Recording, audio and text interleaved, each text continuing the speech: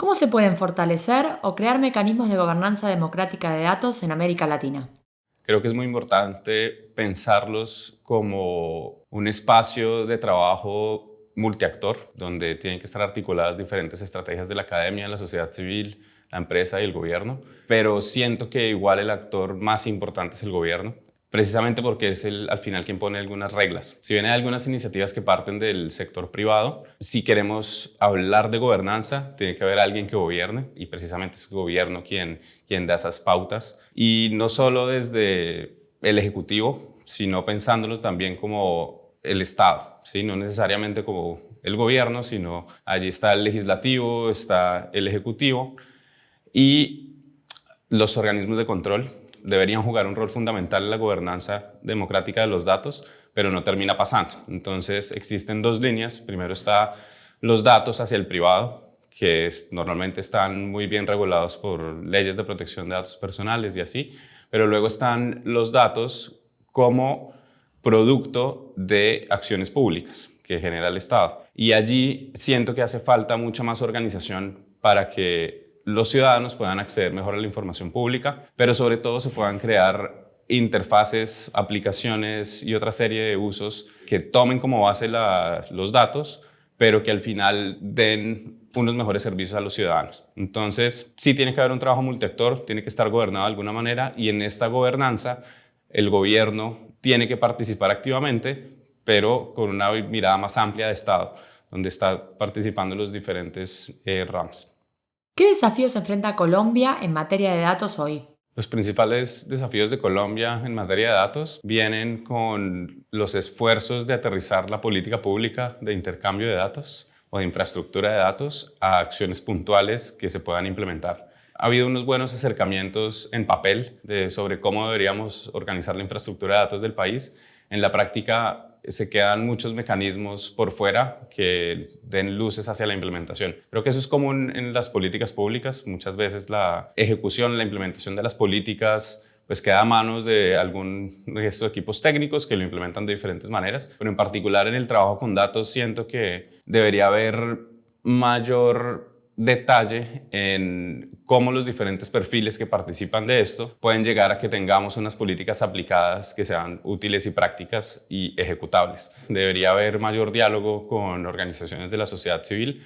Las políticas actuales, si bien tienen algunas ideas interesantes, no han sido del todo consultadas con diferentes actores de academia de la sociedad civil que pueden dar una perspectiva más local de la realidad que está pasando en nuestro país. Se importan algunos conceptos de otros países que no necesariamente comparten las mismas problemáticas locales. Hay municipalidades en los que ni siquiera hay buen acceso a internet, ni siquiera tienen sus buenos computadores y se está pensando en mecanismos de intercambio de datos entre diferentes entidades públicas y privadas que pues al final llevarlos a ejecución va a tomar bastante más tiempo, mientras que hay otras soluciones que pueden ser más prácticas o más fáciles de implementar en el corto plazo que están un poco fuera de la ecuación. Básicamente hace falta un poco más de colaboración del trabajo multiactor local, de manera que se pueda llegar a implementaciones realistas.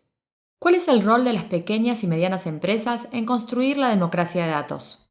Las pequeñas y medianas empresas tienen un rol muy importante porque en la medida en que haya más uso de la información o reuso de la información, son los pequeños actores quienes van a poder llegar a solucionar problemáticas muy específicas. Podemos tener las empresas grandes que tradicionalmente han trabajado con el Estado en diferentes espacios, pueden proveer alguna infraestructura importante, pero a la hora de hacer implementaciones muy específicas locales son las pequeñas empresas quienes están en mayor capacidad de hacerlo y que llegue a un conjunto muy específico de ciudadanos. Entonces juegan un rol muy importante en dos vías, uno como consumidores de la información pública para poder ofrecer nuevos servicios a los ciudadanos, pero por otro lado también son productores y recolectores de información que no necesariamente es de fácil acceso para el Estado, que también podría ser bastante útil. ¿Cómo puede la inteligencia artificial aportar al desarrollo en América Latina?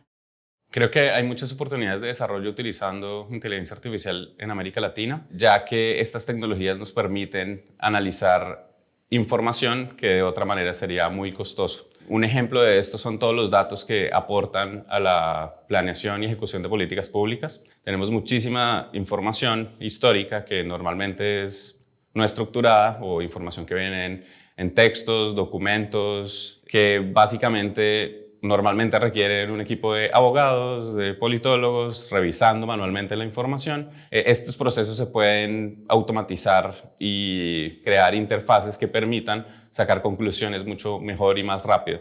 Entonces, esto es una oportunidad grande. El reto es que debemos utilizar estas tecnologías, pero de manera localizada. Todavía existen muchas implementaciones de inteligencia artificial, pero pensadas desde Europa y Estados Unidos para Europa y Estados Unidos. E incluso muchos latinoamericanos terminan trabajando para solucionar problemas de estas geografías. Entonces, creo que es importante pensarnos en estrategias para incorporar el conocimiento de aquellos latinoamericanos que están entrenados en estas nuevas tecnologías para que apliquen el conocimiento local. Cosas como entrenar los algoritmos para que funcionen con español y otra serie de contextos más locales son definitivamente necesarios para la implementación de buenas políticas basadas en inteligencia artificial.